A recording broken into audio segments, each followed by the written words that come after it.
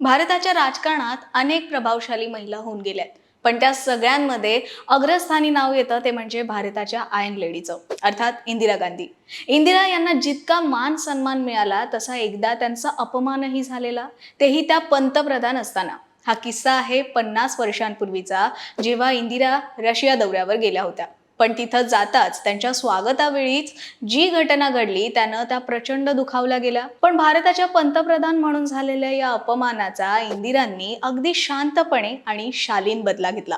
नेमकं त्या दिवशी काय घडलं होतं, इंदिरा यांचा अपमान कुणी केलेला आणि त्यावरची इंदिरांची कृती काय होती, जाणून घेऊया त्यावेळेचा हा किस्सा. नमस्कार, मी मानसी देवकर आणि तुम्ही पाहताय महाटॉक्स.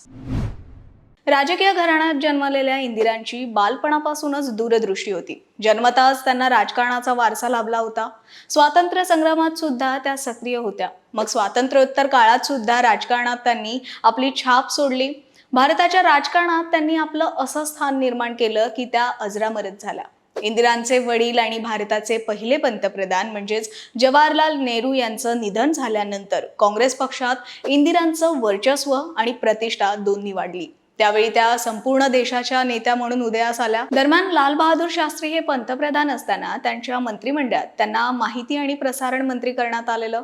पण 1966 मध्ये शास्त्रींचा अचानक मृत्यू झाल्यानं इंदिरा देशाच्या पहिल्या महिला पंतप्रधान बनल्या. त्यांचा पंतप्रधान पदाचा कार्यकाळ जगभर गाजला होता. पण त्यावेळेचा एक किस्सा अनेकांना माहीत नाहीये, तो म्हणजे इंदिरांच्या अपमानाचा. झालं असं की इंदिरा यांना पंतप्रधान होऊन 6च महिने झालेले. हा किस्सा आहे जुलै 1966चा, जेव्हा त्या सोव्हिएत रशियाच्या दौऱ्यावर गेलेल्या. रशियाच्या मॉस्को शहरातल्या विमानतळावर त्या उतरल्या. त्यावेळी तिथं रशियाचे पंतप्रधान उपस्थित असणं अपेक्षित होतं, कारण तसा प्रोटोकॉलच असतो. एका देशाचे पंतप्रधान जेव्हा दुसऱ्या देशात जातात तेव्हा त्यांचं स्वागत तिथल्या पंतप्रधानांनी करायला हवं. पण त्यावेळी असं घडलंच नाही. उलट इंदिरा गांधींच्या स्वागताला त्यावेळी तिथले कनिष्ठ मंत्री उपस्थित होते. हा इंदिरांचा अपमान होता. या दौऱ्यावर त्यावेळी इंदिरांच्या सोबत इंदर कुमार गुजराल सुद्धा आले होते. मग इंदिरांनी गुजराल यांना विचारलं की माझी राहण्याची व्यवस्था कुठे आहे. त्यावर क्रेमलिनमध्ये राहण्याची सोय केली असल्याचं गुजराल यांनी सांगितलं. मग इंदिरांनी इथली इंडियन एम्बेसी म्हणजेच भारतीय दूतावास किती मोठा आहे असा प्रश्न त्यांना विचारला. गुजराल म्हणाले, बऱ्यापैकी मोठा आहे. साधारण 20-25 भारतीय कर्मचाऱ्यांच्या फॅमिली राहतील इतका तो मोठा दूतावास आहे असं त्यांनी सांगितलं. हे ऐकताच इंदिरांनी क्रेमलिनमध्ये न जाता थेट इंडियन एम्बेसीमध्येच आपला मुक्काम हलवण्याचा निर्णय घेतला. पण तिथं गेल्यावर इंदिरांनी इथं लहान मुलं नाही आहेत का असंही विचारलं. गुजराल म्हणाले, आहेत ना. मग काय, पंतप्रधान इंदिरा गांधी सांगतायत म्हटल्यावर लगेचच तिथल्या लहान मुलांना बोलावण्यात आलं. सगळी लहान लहान मुलं गोळा झाल्यानंतर इंदिरा त्यांच्याशी गप्पा मारू लागल्या, खेळू लागल्या. तर इकडे क्रेमलिनमध्ये शोधाशोध सुरू झालेली. इंदिरा गांधी येणार म्हणून त्यांच्या स्वागतासाठी क्रेमलिनमध्ये सर्व रशियन मंत्री अधिकारी वाट पाहत बसले होते. पण एअरपोर्टवरून गाडी क्रेमलिनमध्ये आलीच नाही म्हटल्यावर रशियन अधिकाऱ्यांची चांगलीच तारांबळ उडाली.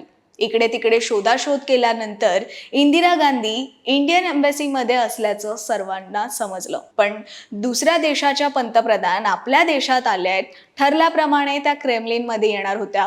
इथं आम्ही त्यांची वाट पाहतोय, पण त्या इथं न येता थेट इंडियन एम्बेसीमध्ये गेल्या. याचा अर्थ काहीतरी चूक झाली असावी अशी चर्चा तिथं रंगली. मग आपण प्रोटोकॉल पाळला नसल्याचं रशियाच्या लक्षात आलं. तेव्हाचे सोव्हिएट रशियाचे प्रमुख लिओनिड ब्रेंझेव होते. ब्रेंझेव आणि त्यांच्या पत्नीनं इंदिरा गांधींची भेट घेतली. घडल्या प्रकाराबाबत माफी सुद्धा मागितली आणि क्रेमलिनमध्ये येण्याची विनंतीही केली. त्यांच्या विनंतीचा मान राखत इंदिरा यायला तयारही झाल्या. पण त्यांनी असं का केलं असं जेव्हा त्यांना विचारण्यात आलं त्यावेळी इंदिरा स्पष्टच म्हणाल्या की हा प्रश्न फक्त इंदिरा गांधीचा नव्हता, तर हा भारताचा अपमान होता. भारतीयांच्या प्रतिष्ठेला धक्का बसेल असं काहीही मी सहन करू शकत नाही. यानंतर रशियाला आपली चूक उमगली. त्यानंतर रशिया आणि इंदिरा गांधी यांच्यात कधीही कटुता आली नाही. पण आपला अपमान झाला म्हणून कोणताही त्रागा किंवा संताप न करता शांतपणे आपल्या कृतीतूनही अपमानाचा बदला घेता येतो असा धडा त्यांनी सोव्हिएट रशियाला शिकवला. इंदिरा यांच्या या कृतीविषयी तुम्हाला काय वाटतं, कमेंटमध्ये नक्की कळवा. आणि अशाच व्हिडिओ पाहण्यासाठी महाटॉक्सच्या यूट्यूब चॅनलला सबस्क्राईब करा, फेसबुक पेजला लाईक आणि फॉलो करा.